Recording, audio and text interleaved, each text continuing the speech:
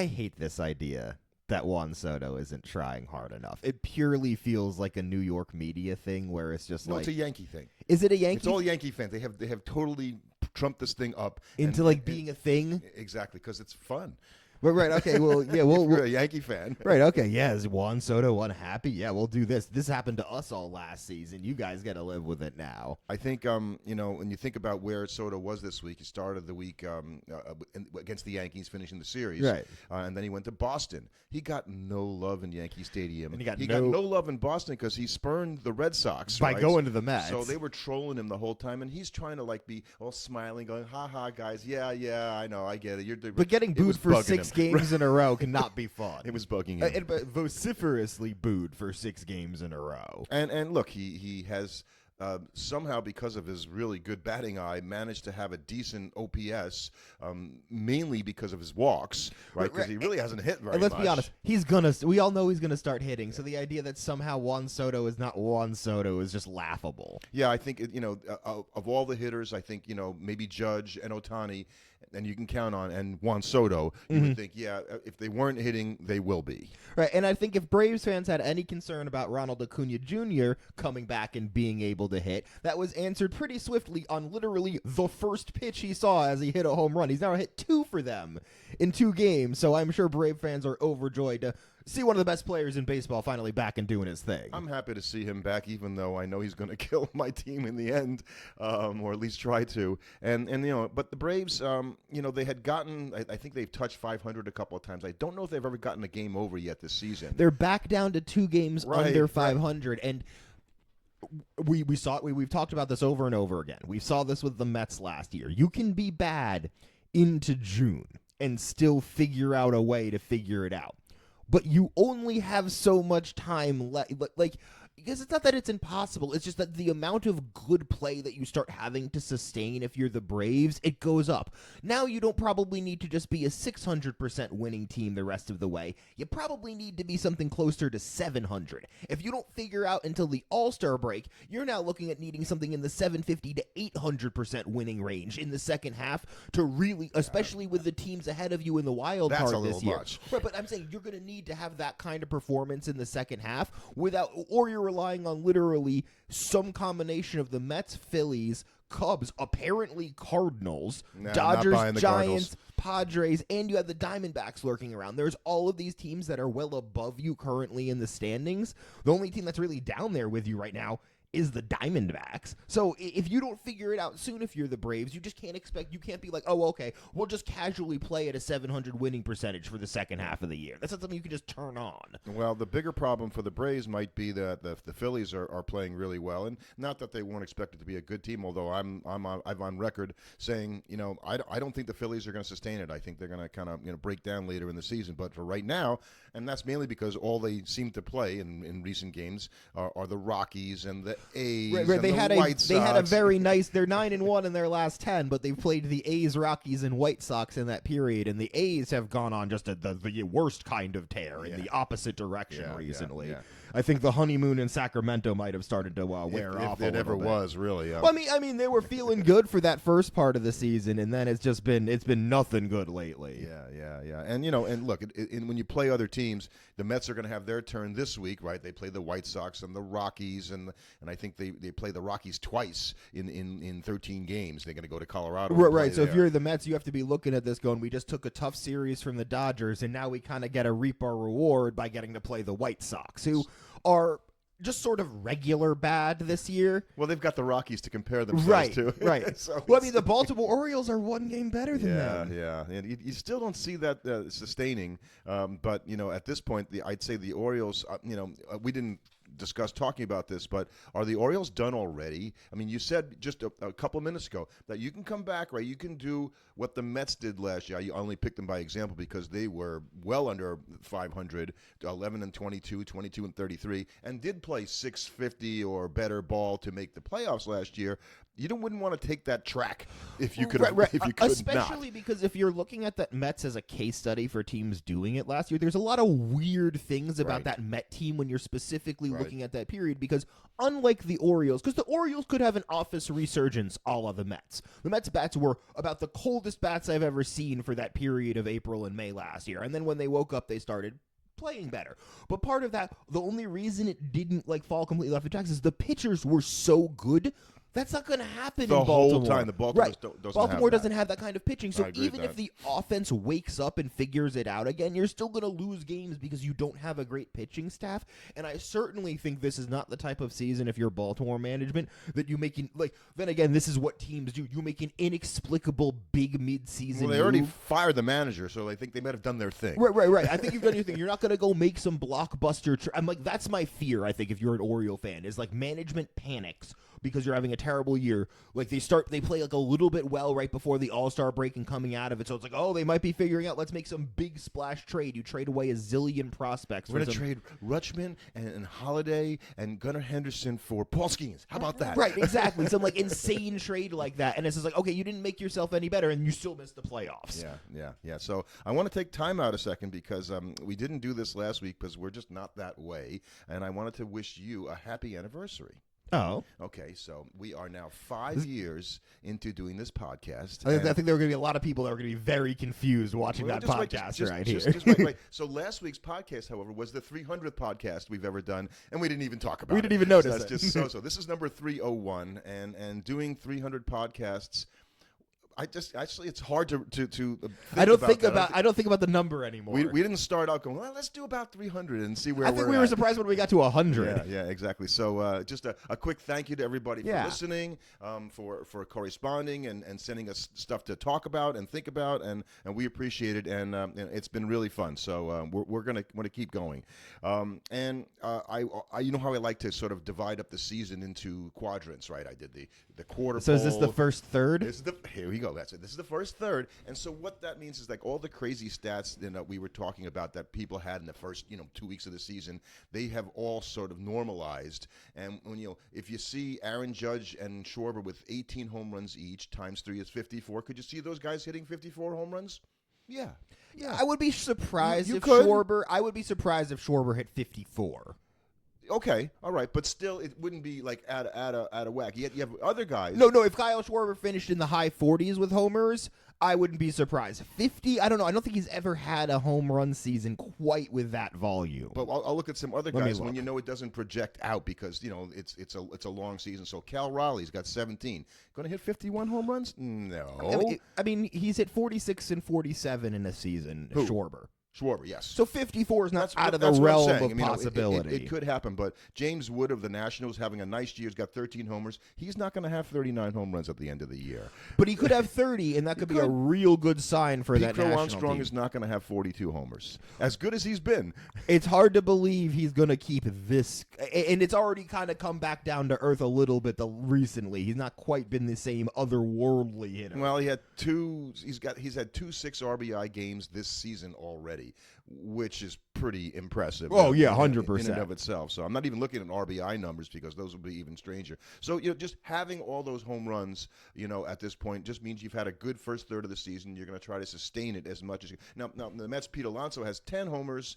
He got his 10th last night against the Dodgers, and I called it because I said, he hasn't had a home run in a long time, and there it goes. Right. Now, in fairness, just because I do, just to rain on your parade, just the tiniest little bit. That was something that we were literally talking about every at bat with Pete because it was the longest drought of his career. That is so true. Eventually we were going to get it said right. It out loud Right. You when did say happened. it right before it happened. But Alonso's likely to hit more than 30 home runs, I would say. So it works both ways. Right.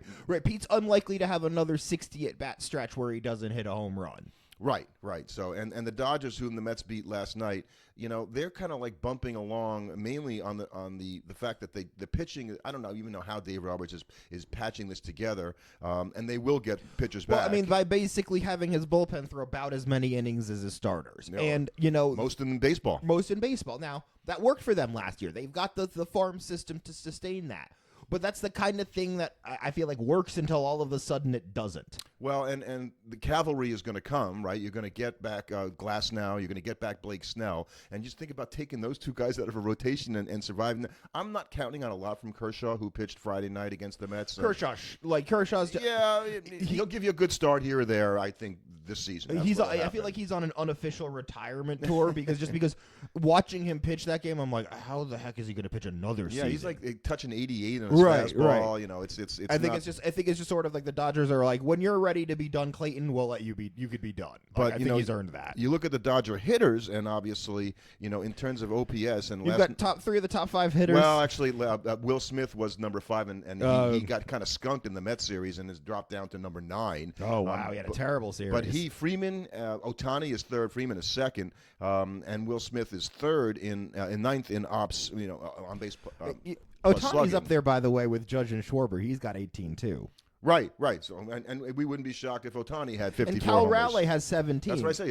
Is Cal Raleigh going to hit 51? No, I don't think so. But Cal Raleigh could hit 40, and that could be the reason. Part of the reason why this year this Mariners team is able to get over is they finally have somebody other than Julio Rodriguez giving them a good show on offense, which they've desperately needed. Right. But that Dodger team, and we're not even talking about Mookie Betts, right? And Teoscar Hernandez, who I thought, why does everybody love Teoscar? He's batting .310. He's got 9. He's a professional hitter. He's just really a good hitter and a better hitter than I probably give him. Well, not probably, definitely give him credit for being. And so the Dodgers, that division, by the way, all 4 teams have a positive run differential, even the 4th place Diamondbacks. And it's just going to be tough, and so that's why their record isn't going to be maybe as good as it might be, because they simply have trouble within their own division once they start really playing a lot of divisional games.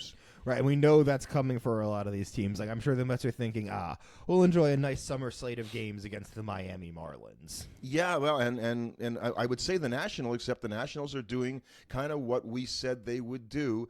They're a pesky team. I think that's what I've been saying. You used, and not just James Wood, but they have. I was teasing yesterday. Who's got the most strikeouts in baseball right now? Mackenzie Gore.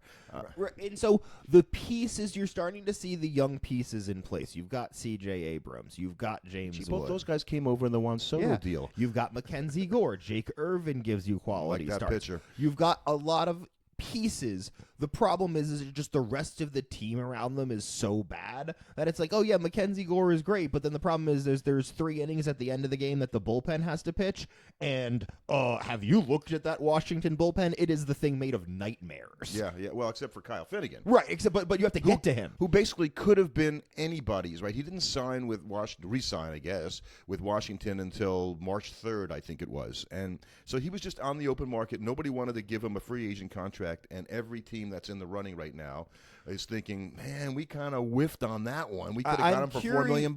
I'm curious to see if he'll be a guy that gets moved at the deadline. Well, that's a good point, and I think if I were Washington, I would do that. Anything I can do to lift my team up, because this isn't their year, but it's conceivable that next year they could be in a position to challenge for the division. Right, next year you're another Braves stumble away, a Mets injury, a Bryce Harper knee thing away from being like, hey, we're now the 3rd place team in this division. You all have to deal with us. So let's talk about the Central for a second, and not just that the Cubs are leading and the Cardinals surprisingly are in 2nd, and I don't believe will sustain that because I don't think their pitching can hold up over the season. But O'Neill Cruz yesterday on Sunday, because we're recording this on Memorial Day, happy Memorial Day, everybody, hit the fastest home run, or the hardest hit ball since the Statcast era began in 2015. 122.9 mile an hour home run that I think is still going, over the fence out there in Pittsburgh. And this guy hits the ball as hard as anybody, and that team is playing a little better under the new manager. And I'm darned if I can't remember who the guy is who came in and took over there for Derek Shelton. But this week's scuttlebutt, and I think somebody kind of leaked it out, was should the Pirates think about trading Paul Skeens to get a package like the Nationals got for Juan Soto, with all those players now contributing in the lineup? And what do you think about that? I think you wouldn't do that if you're the Pittsburgh Pirate ownership, because you're already facing allegations that you don't care about fielding a competitive project as a team, and trading away literally the only marketable aspect of your team for future prospects makes. Well, I think O'Neal Cruz would be marketable too. O'Neal Cruz as an idea of a baseball player is interesting. O'Neal Cruz as a baseball player has yet to actually arrive. He's mostly a collection of like tools at this point. Like, oh wow, yeah, if he could ever put everything together, he's going to be an incredible player. But you don't win games because you hit balls hard. You know, I'm thinking off the top of my head. You have a great pitcher like Skeens. I think we can say that now in his second season, on a bad team, and you think, okay, well, what great pitchers have really pitched for a while for bad teams? Because after a while, if you're a great pitcher and you're getting guys out, your team isn't bad anymore. Right, exactly. Like, because look, the Tigers had Tarik Skubal a couple of years ago, and you wouldn't. That's a good point. Right, and it doesn't take long to get better, but you're not good. Like the thing is if you're trading away Skeens, you're basically saying, okay, I want another 2 to 3 year minimum of being crappy. If you're a Pirate fan, right, and you love watching Paul Skeens, like it's Skeens Day at the ballpark, right? Your team isn't great. Like this is the guy I want to watch pitch every time. I love this guy. You know, I don't know if it's the future of our franchise, but it's so exciting. I'd hate trading him, but you're going to be losing for the next 5 to 10 years because you haven't done anything else. That's why you consider, is this crazy or is it not so crazy? But the thing is you might make that trade and still be losing for the next 5 to 10 years. And now you've traded away the one thing you actually enjoyed watching. But the definition of insanity is doing the same thing over again. Right. But expecting a different result. Fine. You want my actual take? We're dancing around the actual problem, and it's called the Pirates' ownership. They don't spend the money, so you're quibbling over like, oh, well, what if they trade Paul Skeens? You want to get better in Pittsburgh? Spend some money. Well, will they spend the money to keep him when it comes time to keep him? By the way, he's an $875,000 player right now. That's cheap in that's Major League if Baseball. you trade him away because you don't want to play Paul Skeens, that's why if they do that, you can't believe in them as a Pirates fan, because you're going to tell me that the ownership that's not willing to pay Paul Skeens is going to get a bunch of prospects and groom them into fantastic major league players, because we've all seen that evidence in Pittsburgh over the last 40 years. I will agree with that, and I'll say I hope for Pittsburgh's sake, because I'd like the Pirates to be good. It's been a really long time since they've had a formidable team, and not that the city deserves it, but ownership has let them down, and I think there's some changes going on there that could indicate that it's finally going to turn. The teams you are now starting to see, there is a degree of willingly being bad in the major leagues, and I think there are teams like the Rockies, like the Pirates, like the Athletics. It all comes down to ownership. Who are willing, they are willing to be bad. They do not care that they are fielding a not playoff caliber roster, because they're still going to make playoff caliber. How about like middling roster? Right. No, I'm saying they don't care about fielding a team that has a chance of making the playoffs.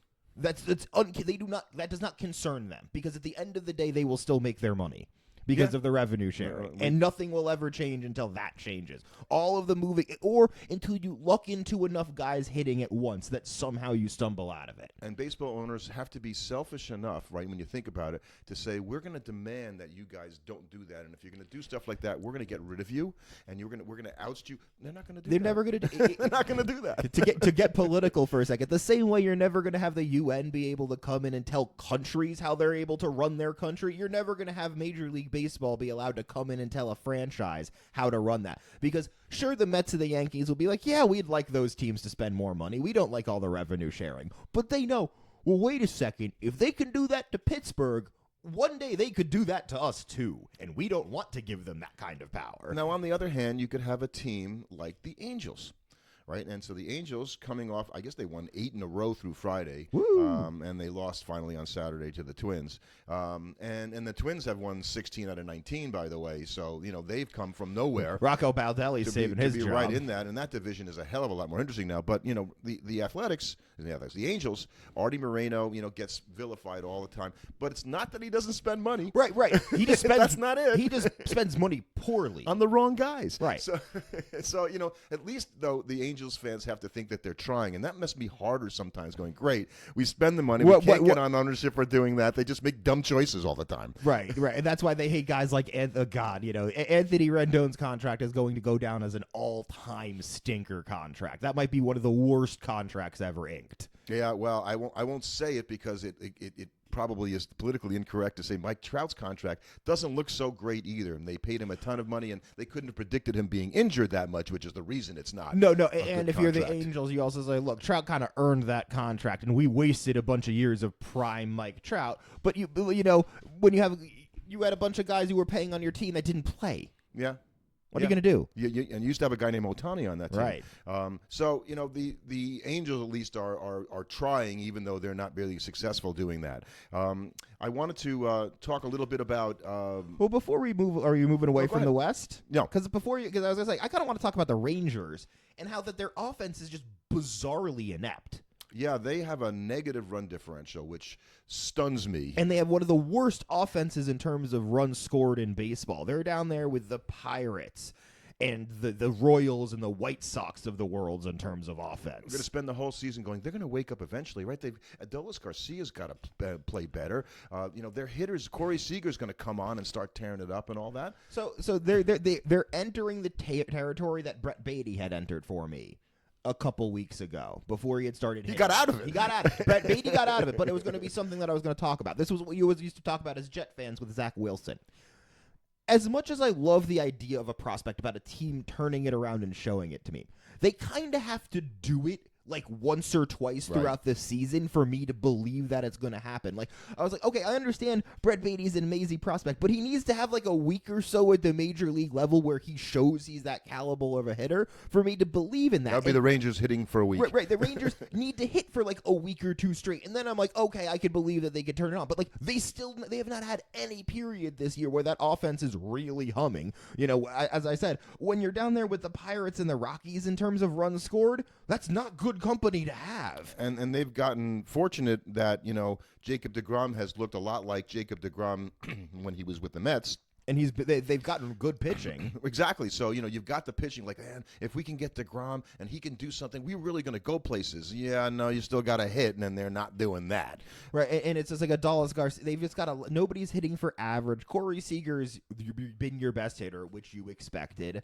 But I think Marcus Simeon's having a nightmare season right now. He's hitting 180. Yeah, his bat speed, and there's a lot of talk this week about loss of bat speed and guys like Soto and stuff like that. Simeon is one of those guys who just is not getting it through. Right, and I think you have to really look at it. Bat speed is something that I would be looking at. You have to look at over a large enough percentage of at bats, because it's just like if you isolate it down, there's so many different reasons why. Yeah. Over the course of 50 swings, a guy could have a lower rate of swinging. But I think if I looked at the first half of the season and Marcus Simeon's swing speed is down like a mile or two an hour, that is concerning. You're like, okay, wait a second, because that is going to affect your ability to catch up to balls, because it's such a slight difference, but you're constantly not getting to the ball at the same time you would have expected it to. You have to load up just that split second earlier, and that's really hard for guys to kind of shake themselves out of. And this theme in the AL West is sort of last year repeating itself, right?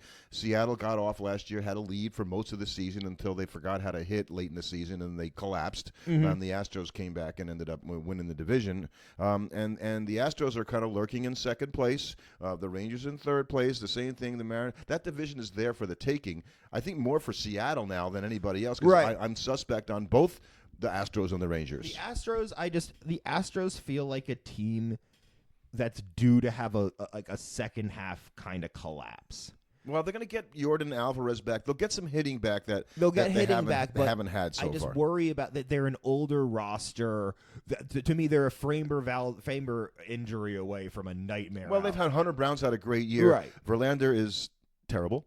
I think he was on the Giants. I mean, I'm sorry, he's on the Giants, right? I'm thinking of who's the other guy who's been pretty bad.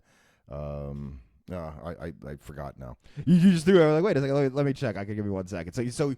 But yeah, you've got Hunter Brown, but it's like Framber is the heart and soul of that pitching staff, and I feel like if he's not, there, if he's not the number one for them, they don't have him. It's just going to be so hard. Yeah. So it's not Spencer Arrighetti, but he hasn't really been very good. But he's a young pitcher. Ronald Blanco. Blanco's been terrible. Yeah. So I just think that the AL West is really in the same position it was last year, and that Seattle has a chance to sort of walk away with it if they can, sustain some hitting, because they certainly have the pitching. And I think if you, just to go to the AL East for a moment here, just because the Alex Bregman injury is really just made that division absolutely wide open for the Yankees. The Yankees might be able to almost cruise to an AL East crown this year. Yeah, and I picked the Red Sox to win the division because I thought they did so much in the offseason.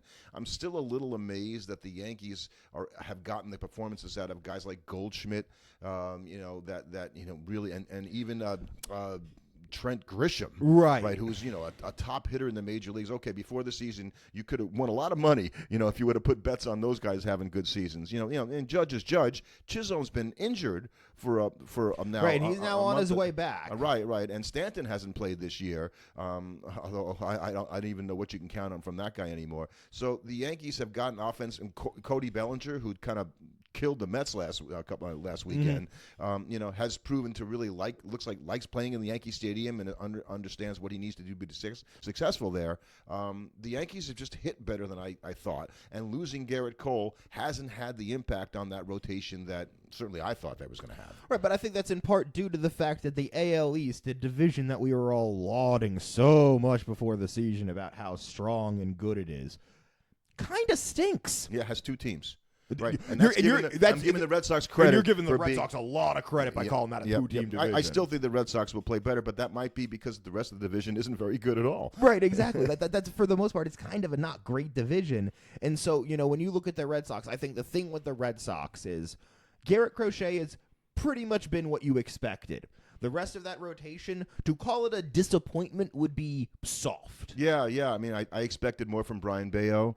Tanner Hook's been terrible. Tanner Hook's not been very good. And he was so good for them last year. But that was also something you kind of be like, you really going to get 2 years in a row out of that? I like that pitcher, so I guess it's just because I like him. The Blue Jays... there's going to be teams we'll probably talk about this later this year that are entering blow it up mode for me. Blue Jays equal enigma. Right. Blue Jays, time to blow it up. Yeah. Time to just blow it all up. Yeah.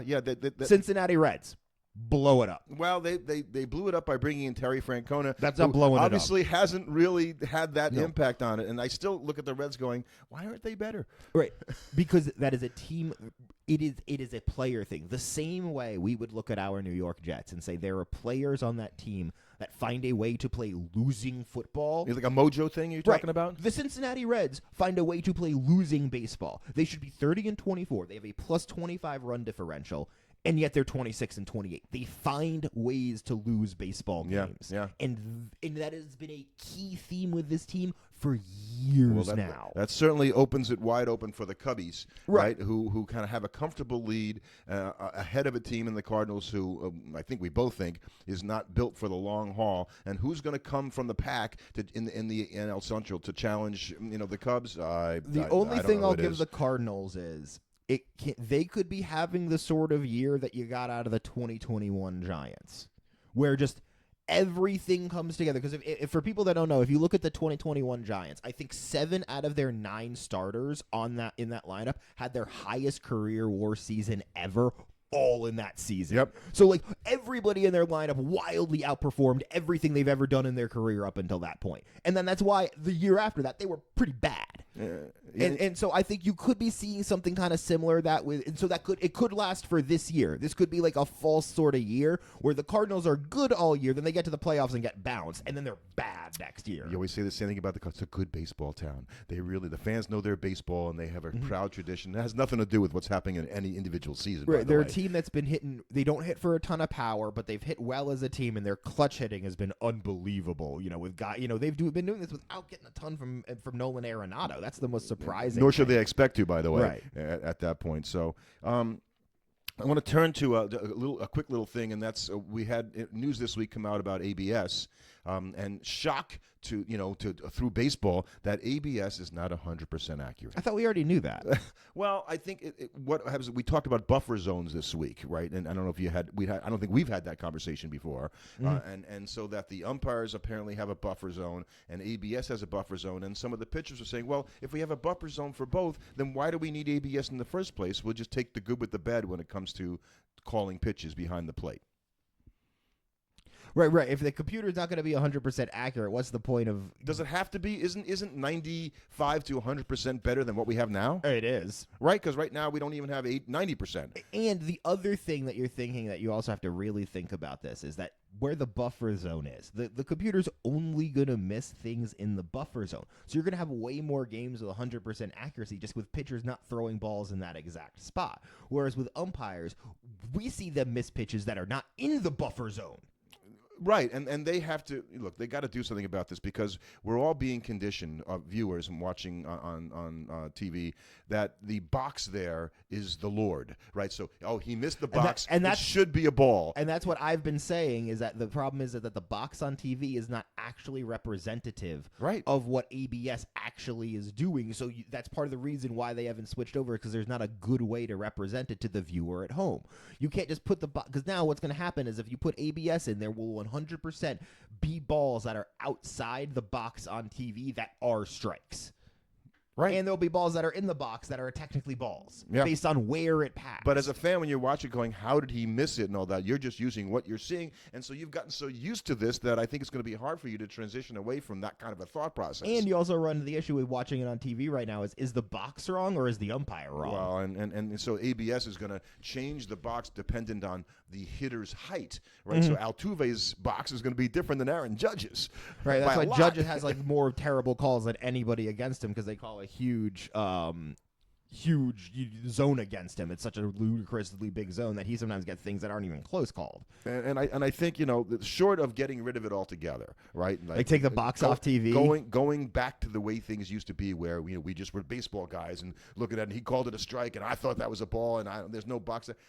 I don't know if that makes it better, by the way. I just think they need to come up with it. This has taken a long time. I bet the umpires would like it. The umpires don't want ABS. No, they would love to see the box gone, though. They would. They would. It's just a ringing reminder of what they're not doing. Of all the mistakes they make. So I want to finish our discussion with something that I've been kind of following, and that's pitcher game score, which I think is more interesting. And because I don't know if it's new, it's been around for a few years, but people don't know that much about it. It allows you to evaluate a pitcher's performance. And, Bill James came up with this many, many years ago. And basically all the pitchers, starting pitchers, start with 50 points before the game. And then you get a point for every out. You get a point for a strikeout. You get 2 points for every inning that you finish after the fourth inning. Obviously, you want guys to go deeper into the game, and so you want that. That'll get you 10 bonus points. If you throw a complete game. Correct. You have a minus 1 point for a walk, 2 points minus for every hit, minus 2 points for every unearned run allowed. So you're not getting away with it for unearned runs. They still scored. Minus 4 points for every earned run allowed. And that's it. Right, so you basically start with a 50, and so yesterday, for instance, we talked about Tarik Skubal, his complete game Maddux, you mentioned, right, 94 pitches, 13 strikeouts, 2 hits. Okay, having an 80 game score is really good. Right, because obviously you've had enough positive things and not enough negative things to allow you to gain 30 points on the 50. That's not too hard to understand, right? Right. And what's nice about this is it allows you to more directly compare like a bunch of different starters starts on a given day because they obviously weren't pitching to the same teams. But you can say, look, this guy pitched for longer, gave up less hits, gave up less runs. It turns into this. And I think it's interesting just because, it allows you to say, you might look at it and go, okay, well, what was better? A guy that pitched 7 innings and scattered 8 hits or a guy that pitched 6 innings and didn't give up any hits? Yamamoto had a start this week, and he started with 50 points, pitched 7 innings, got 21 outs, he got 21 points, 3 bonus innings because he went past the 4th. That's another 6 points. He had 77, struck out 9, got up to 86 with those 9, didn't give up any runs. So he's still at 80? Right. He walked 2, -2, gave up 1 hit, -2. Game score 82. That's an amazing start. 82 is a really good game score. Right, and you could see how if you could put together, once you can kind of understand the tiering of like, okay,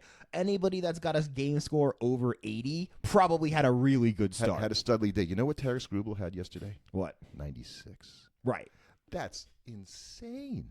96. So because he didn't do anything bad. The only negatives on him were the 2 hits. Mm-hmm. He didn't walk anybody. Struck out 13. Pitched the whole game and all this stuff. So that helps us really understand how much better a start. And I would go on record probably as guessing that is the highest game score for any pitcher in the 2025 season so far. So far, right? Because I was trying to think of like, okay, getting above 100 is almost an impossible. I'm sure it's happened, right? Right. You basically have to throw a no hitter. Yeah, you got to strike out 16. Right. You got to give up 1 hit. I can't think of how you Skubal gave up 2 hits yesterday, right. so he loses 4 points there. So he earned 100 points. Right. Because he gave up the hits and then a couple of the walks. He didn't give up any runs. It was a complete game shutout with 13 strikeouts. And so, I think but you could really tell, like, okay, above an 80, good start. Above a 90, incredible start. Right. When Kerry Wood struck out his 20 guys, I think he walked like a bunch of guys. So that would take away from what is known as one of the greatest starts in Major League history, striking out 20. But the walks take away the game score. But the walks would just take away from the strikeout, so that if he struck out 20 and walked 7, he just gets 13 bonus points. So I like this as a way of being able to kind of quickly quantify a pitcher start. And I think if it gets more familiar, it could be really useful the next day, being like, oh wow, yeah, he got he had a 69 start score yesterday. It was a pretty solid start for him. Because if you look at Yamamoto, since 2001, there have been 71 games that have an 82 game score like Yamamoto did. The teams in those 71 games, 63-8. Yeah, almost 90%. Right. So clearly, when a guy has a good start like that, you're going to win more often than not. And I think at the end of the season, when you're trying to evaluate a Cy Young award, and chances are it goes to a starting pitcher, almost always. Right, average game score. So what they do, how many times did they exceed 80, and all that kind of stuff. That gives you another metric other than, I don't know, you look pretty good. Right, that can help you separate a guy from consistent, who was just consistent, to a guy that was truly excellent. So you can find this, I think Baseball Reference, at least, is publishing the game scores on a regular basis. You can go in there, take a look at it. Fangraphs has their own game score version 2.0. It's calculated a little differently, but they have their own. Because it's Fangraphs. Right, but we're starting to see game score being used more and more, so don't be surprised if you see it creeping up in your broadcast sometime soon. Check it out.